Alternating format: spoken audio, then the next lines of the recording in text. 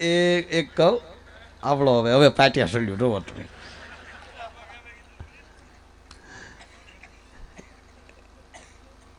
એક ભાઈના સસરાનો ફોન આવ્યો. સસરાનો શહેરમાં કુમાર કે કુમાર બોલે ને કુમાર. આમ તો દાદા કુમાર અવસ્થા બાળપણ ને યુવાનીની વચ્ચેની જે અવસ્થા છે ને કુમાર કહેવાય. પૈણ્યા પછી બિચારો નો જવાન થઈ શકે નો બાળક થઈ શકે. કુમાર ને કુમાર રહી ઠેઠું. અમારે કુમાર આવ્યા. કુ એટલે ખોટો માર સહન કરવા વાળો. એટલે એને સસરાએ એને જમાઈને ફોન કર્યો કે કુમાર હા પપ્પા. ઘણા તો એના સસરા નહીં પપ્પા કહ્યો. હા બાપ જેટલું સન્માન આપો પણ પપ્પા ન કહેવાય. ડો પપ્પા કહેવા દે છે અને પપ્પા કહો તો ઘીરે આવી બેન ન થાય.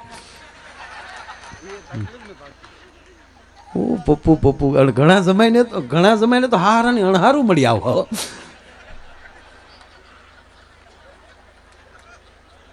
પપ્પા તમે શું કરો છો? અહીંયા પપ્પુ પીડ્યું એની સામું જો ને ભાઈ.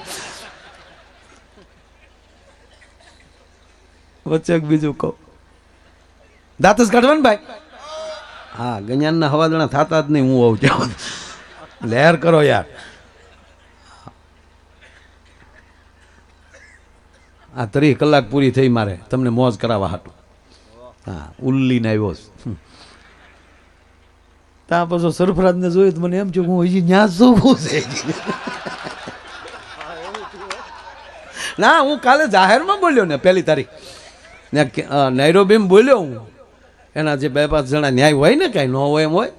હા એને મેં કીધું હું કે તમે તારે આવીજો. આપણે આ ગમે ત્યારે કાંઈક કાળ સંજોગ કાંઈ બાપુ કાંઈ એવો ધરતીકપ છો એક રામ જાણે પણ એ આપણે આ દ્વારકાથી ને ગીરથી આમ એ વચ્ચે આમ એ ડગલું જ પડી ગયેલું છે. આપણી જેવી જ જમીન આપણી જેવા સિંહ 2 જ જગ્યાએ સિંહ થાય. એક ન્યા ને એક અહીંયા. અહીંયા થોડાક ગામ હજી રહી ગયા. આ ભાગલો પીડ્યો ત્યારે એની જમીન એવી લાલ સોળ આપણી ગાંડી ગીરની જમીન હોય એવી. માણા એવા વળકડમાં સમજે જ નહીં. એ તો આપણો વ્યાયામ છે કે આપણે સુધર્યા. રામ રામ કરો. વિકાસ થયો.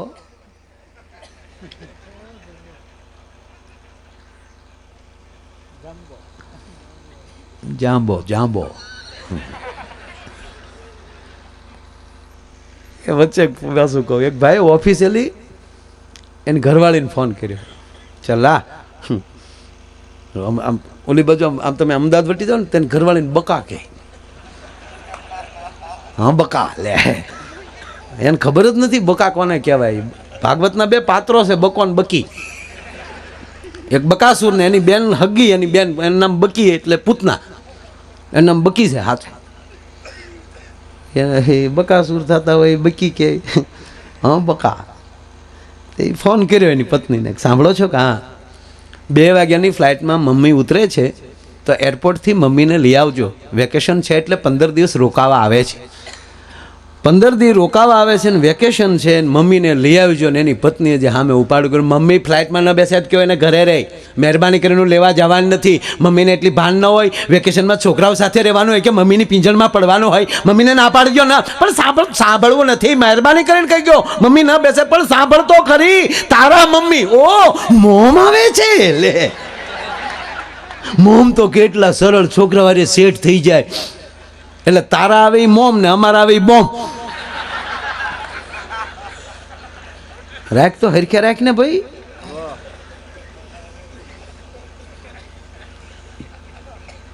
જમાઈને ફોન કર્યો કુમાર. હા પપ્પા કાલે તમારે મારા ઘરે આવવાનું છે. શું કામ? એક વાર તો આવ્યો હમણાં ભૂરો મારી પાસે રોવા મળ્યો. મને કે માયાભાઈ હું થયું શું છે ને? મને કે મારા સસરા નહોતા કહેતા કુમાર ધ્યાન રાખજો કુમાર ધ્યાન રાખજો. તેથી તું એમ સમજતો કે એની દીકરીનું ધ્યાન રાખવાનું. કે 1 મહિના પછી ખબર પડે કે એ મને કહેતા હતા તમારું ધ્યાન રાખજો. આજે વાવાઝોડું આવે અમારું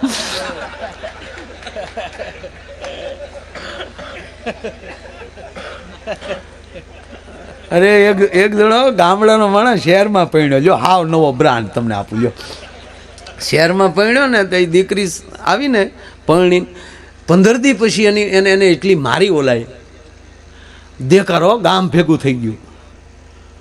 પછી તો નોખા પડ્યા,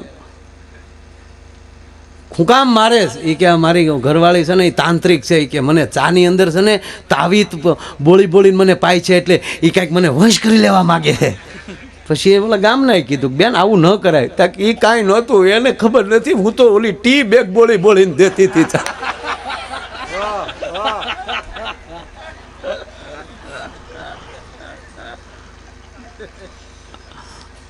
હા, એક બેનના પાછા શહેરમાં લગીન ચાર તે જમવા ગયા ને, હારે હતા બધા 2-3 જણા.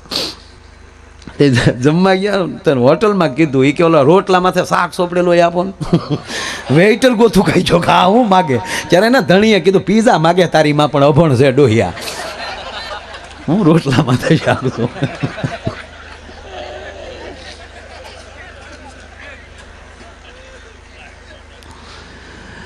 કુમાર કે હા પપ્પા, કાલે તમારે મારા ઘરે આવવાનું છે. કેમ? કાલે એક દી રોકાવ અને પ્રમ દિવસે મારો દીકરો ને તમારો સાળો એના માટે કન્યા જોવા જવાનું છે, એટલે તમારે સાથે આવવાનું છે. ત્યારે બોલે ધીમેક દીને કીધું પપ્પા મારા હાઢુભાઈને બોલાવી લ્યો. તાકે કેમ? તાકે હું જોવામાં ફેલ ગયેલો છું. તમે જે ભટકાવી દીધું, હું જોવા આવ્યો છો, પણ તમે જે તેથી વાટા પ્લાસ્ટર કરીને મૂકી દીધું હતું. પણ અતિરુડા કાય કે સુડાના ફૂલ અતિરુડા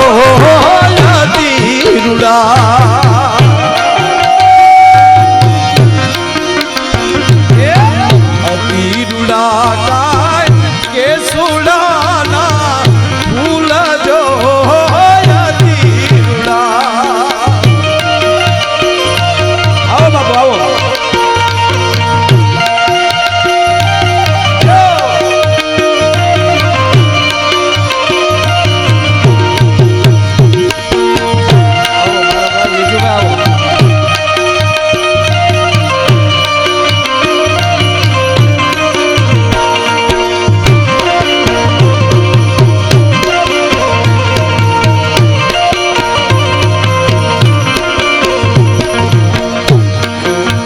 અતિરુડા કાય કે સુડાના ફૂલ જો અતિરુડા.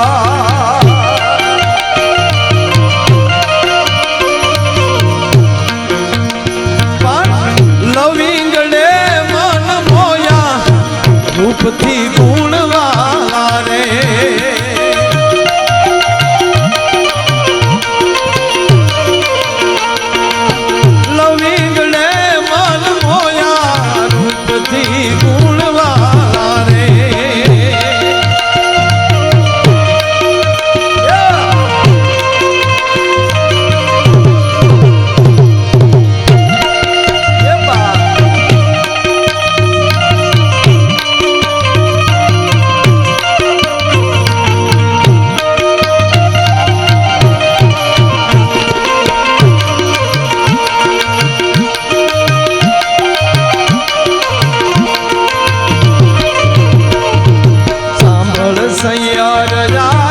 રસિક દિલની વાત જો સાંભળ સૈયર,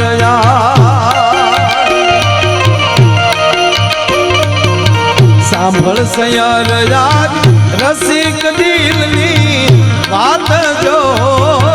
આજે અમે યાદ રાજ દીજા રૂપથી ગુણવાલા રે.